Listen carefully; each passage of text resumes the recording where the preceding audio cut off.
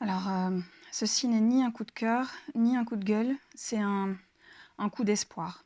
S'exposer comme ça en vidéo, c'est pas une démarche facile, mais j'espère qu'elle sera constructive. Je n'arrête pas de penser à ce qu'on est en train de vivre maintenant, mais surtout, surtout à ce qu'on risque de vivre après. Alors, on est tous confinés à la maison, chez nous, derrière nos murs, et malgré tout, malgré le fait d'être empêché de se déplacer, d'aller à la rencontre des gens, des citoyens de nouveau mettent ensemble leur énergie pour essayer de penser à tout le monde, pour essayer d'apporter de l'aide, pour essayer de mettre en route cette solidarité, pour se serrer les coudes. C'est absolument extraordinaire. En fait, l'être humain est fait pour s'entraider. L'être humain est fait pour agir ensemble.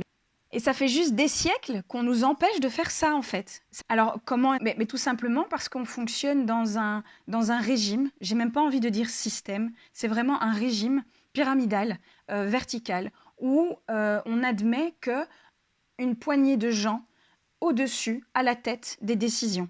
Alors oui, on nous fait croire que on vit dans des pays démocratiques, que nous avons le droit de voter, nous avons le droit de nous exprimer, nous avons le droit de critiquer, d'aller manifester dans les rues. Mais tout ça, moi, ça me semble totalement illusoire.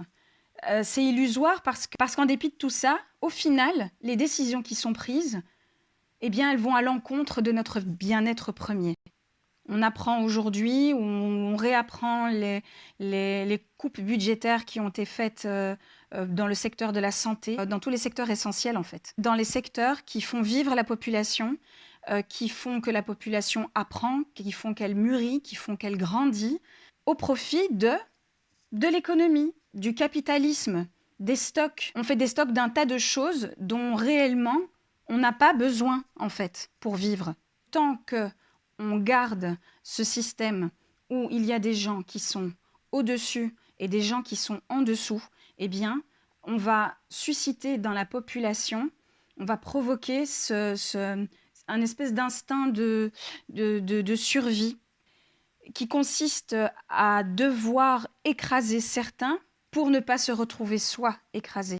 Et alors, tour à tour, on va jeter la pierre aux sans-abri, on va jeter la pierre aux étrangers, aux migrants, en leur donnant bien des qualificatifs qui sont très stigmatisants, pour être sûr que, eh bien, on va essayer de se démarquer d'eux, parce qu'on ne veut pas se retrouver tout au bas de cette pyramide. Dans ce mouvement solidaire extraordinaire dans lequel tout le monde a sa place, fonctionne dans un système circulaire. Chacun et chacune essaye de réfléchir à comment se rendre utile et surtout à qui se rendre utile. Il ne doit pas y avoir de hiérarchie. On fait de la ségrégation, en fait, sous couvert d'utilité publique. Et on vient nous dire qu'il faudra reprendre le rythme comme avant pour récupérer l'économie. Mais alors tous ceux qui bossent là maintenant, tous ceux qui triment, qui font des heures pas possibles pour nous faire vivre, tous ces parents qui télétravaillent et qui donc du coup se retrouvent à faire deux boulots, on va leur dire quoi à eux? Vous continuez, vous ne faites pas de pause parce qu'il y en a certains qui ont été mis en pause. La nature reprend ses droits. Mais nous, humains, nous faisons aussi partie de la nature. Et nous pouvons aussi reprendre nos droits. Notre droit à être solidaire, à s'occuper de nous, s'occuper de notre famille, à reprendre notre capacité de réflexion, à développer notre esprit critique, à faire des choix conscients et consciencieux. Et ça commence par l'école. Parce que tout le monde a peur que les enfants, je ne sais pas, régressent, deviennent bêtes, parce que pendant quelques semaines, ils n'auront pas été à l'école. Mais si on veut sortir de ce système où il y a ceux qui décident et ceux qui exécutent, c'est à l'école que ça doit commencer. Et donc c'est dès l'école qu'on doit apprendre à se connecter à soi, à cette solidarité, et à faire les choses avec bon sens.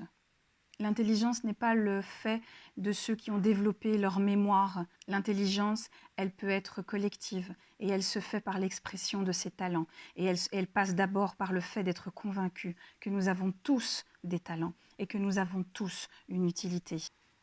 Alors là, j'ai un gros coup d'espoir, vraiment, un gros coup d'espoir pour que cet après-confinement, on puisse vraiment tous se dire, on ne veut plus revenir au système d'avant.